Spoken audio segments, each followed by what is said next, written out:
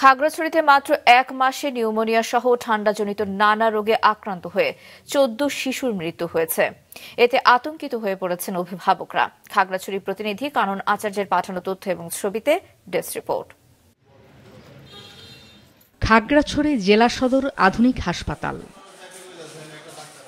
গত মাসের মাঝামাঝি থেকে এ পর্যন্ত জেলা সদর দীঘিনালা, লক্ষ্মীছড়ি, পানছড়ি, মহালছড়ি সহ বিভিন্ন উপজেলা থেকে হাসপাতালে ভর্তি হয়েছে ঠান্ডাজনিত নানা রোগে আক্রান্ত 203 শিশু।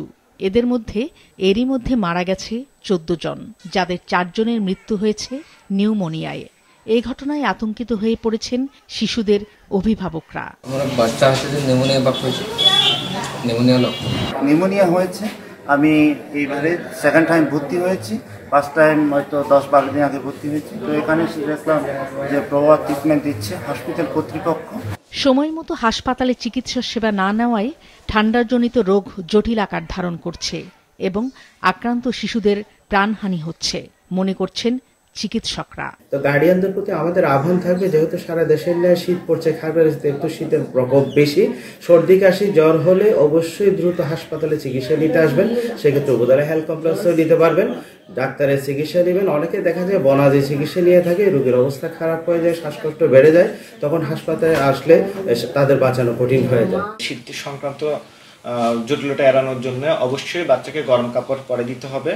সেই সাথে বাচ্চা যাতে ঠান্ডা না লাগে, মাথায় টুপি, হাতে হাত মোজো, এমনকি